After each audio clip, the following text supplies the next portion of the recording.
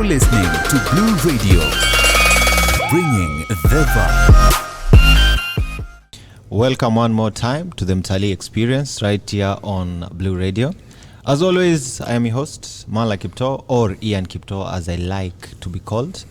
And today with me, I have a gentleman who is not new to this space, who is not new to the Blue Radio family.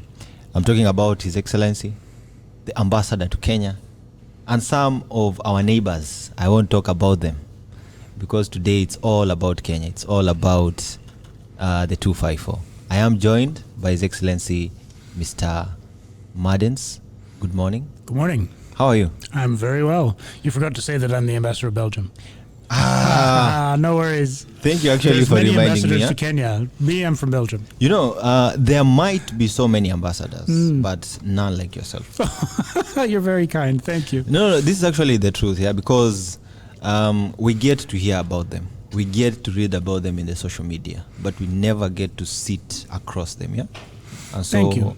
For our family at Blue Radio, that is a huge honor. Thank you very much. No, the honor is all mine. Now, I want to throw you in the deep end as we start our conversation. Yeah? Okay. If you know what I look like, I float, so don't worry. Being in Kenya right now, you cannot miss the conversation about, whatever the young people are doing. As a father, as a grandfather, as a leader, how would you, assess the situation? I think it's very important that a conversation take place. Mm-hmm. But any society needs to always have a conversation between the leadership and the electorate or the people. Mm-hmm. That's the normal process in a democracy. The fact that it's on the verge of, well, actually no, it's beyond the verge of becoming violent at some points is not a good thing. Mm-hmm. But the conversation is absolutely necessary, and I understand it. I understand absolutely why the conversation is taking place, why it needs to take place, and I would hope that on both sides of that debate, the cooler heads prevail. Mm-hmm. There need not be any violence on either side to begin with. The conversation needs to take place, but that means that both sides have to determine who's going to be taking part in that conversation, mm-hmm. what the agenda is, mm-hmm. what the possible outcomes could be, where the compromises lie. Mm-hmm. All those things need to be determined before you actually before you actually start formalizing that conversation. Right now, I think there's a lot of chaos in the conversation, again, on both sides. Mm-hmm. And that'll take time to die down that chaos, and it will, and it should. And at some point, you're going to have this structured conversation with a clearly defined agenda and an acceptable outcome for all. Mm-hmm. All right, interesting. Mr. Ambassador, I would like to get into an interesting conversation today. We are here in Diani, and everyone's mind, on their phones, on their computers, on their agendas, notebooks, it's all about the blue economy. Yeah, and I understand Belgium has so far been leading that particular field. What are some of the lessons we can borrow, so that we can boost our own blue economy? I think blue economy is part of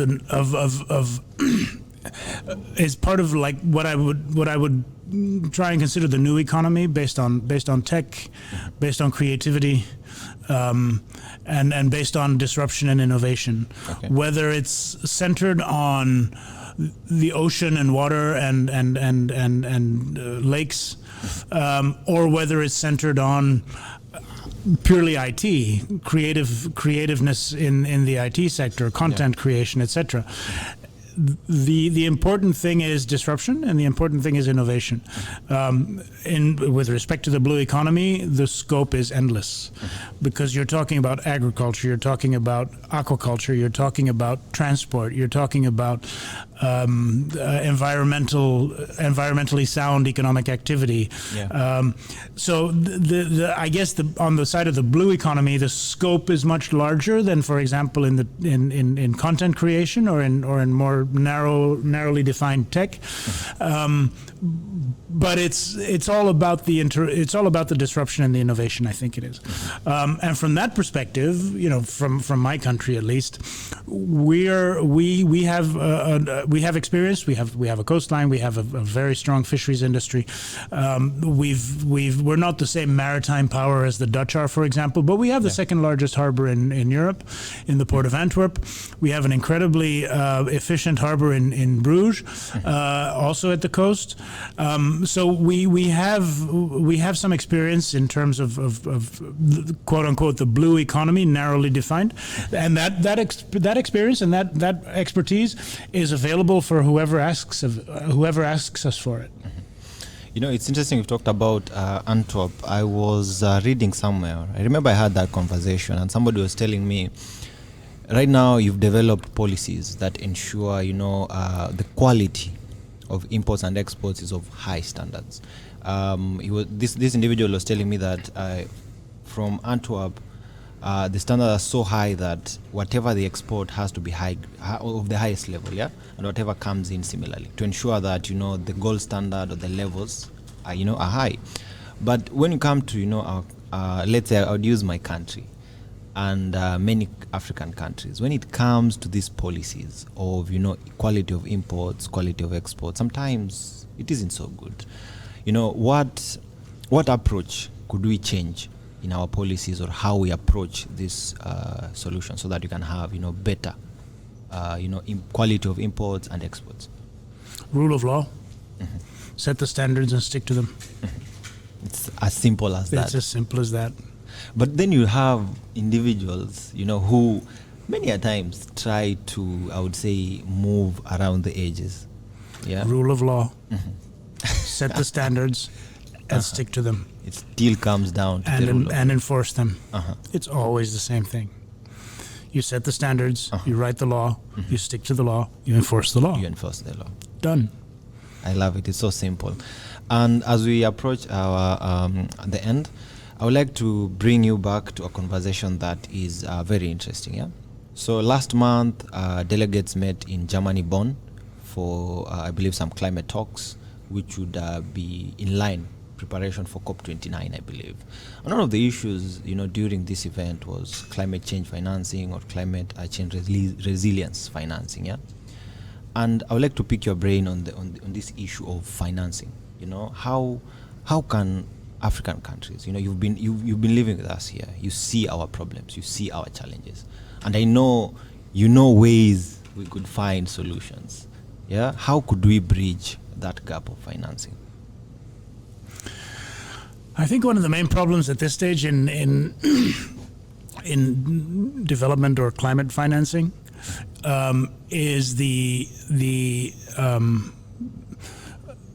evaluation the markets make of the differences in risk. If a big financial institution wants to lend money to a big European or Western or even Chinese company, the markets will perceive the risk at a certain point, and that's probably very close to the general interest rate. If that same financial institution wants to make a loan to an African company, the markets perceive the risk as being greater, and the differential is in the interest rate that's getting charged. I think one of the things that we can do is help de-risk those investments by making up for the difference between those two interest rates. Let the markets do its work. Let the investor do their work. Let the innovator here, who is getting that investment, do their work. And if there's a difference in the cost of that loan, then we, development partners, with the money that we have, can make up that difference and de-risk that loan. Everybody's doing his job, and our money is serving a purpose beyond drilling a borehole or building a school or funding an NGO, and making it so that the investor and the lender and the market can all do their job as they're intended to do, and we just help to push that forward. That same mechanism can actually work very well for climate-related investments, climate change-related investments. All right, interesting. As we conclude, That's not up to me to say. Our experience is available. If you need our experience and you feel that we're capable of providing experience and providing our expertise, then come and ask and we'll provide it. All right. That's interesting. Yeah. As we conclude, it's the other way around from before. Before we used to tell you what you had to want. Yeah. But right now, you have to say what you need. And you just tell me what you need, and if I can provide it, if I have it available, I'll give it to you. If it's not me, then it's one of my colleagues. I can always get you somebody who can do the same thing. Yeah. Well, we do that. We have a couple of instruments within our own system where we, like I said, we subsidize interest rate payments. We provide concessional loans and sometimes even grants. We have a couple of instruments that we use here in Kenya, and we've used them for a number of our companies that invest here. We've used them for Hydrobox. We've used them for Sulco. We've used them for a number of companies that invest here in Kenya. We've used these instruments of subsidizing the interest rate or grants or concessional loans, and that's what we as a public sector in Belgium do to support the investors here in Kenya. All right.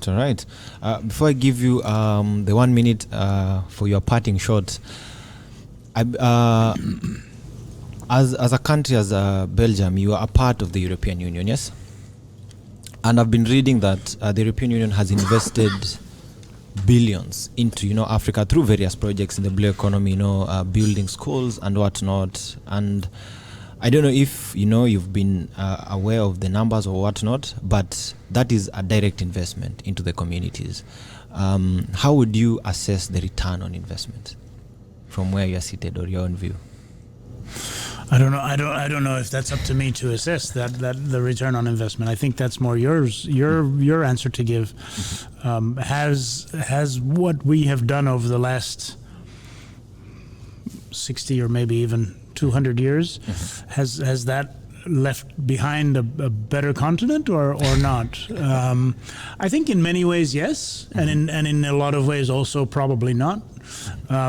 What I am fundamentally convinced of is that this relationship that we've had for so long, that now is the time to reset it. And let this be my final shot. Let this be my parting shot, so you don't have to give me another minute. All right? Okay. I think we can fundamentally reset our relationship. We're now at a point where countries like Kenya will have been independent longer than they were a colony. And where, again, countries like Kenya will have a head of state who was born in the independent country of which he's the head of state, rather than with a colonial passport. I think that's a moment in history that we need to grasp as a watershed moment to reset our relationship, to make it one of a true partnership, where we stop telling you what you have to want, and we respond to whatever request you have for our expertise, for our help, for our partnership, for our capacity, and it's your decision where you go, rather than us telling you what the decision should be. All right. Thank you, Mr. Ambassador. Thank you very much for your time and for allowing us, to pick your brain on one or two issues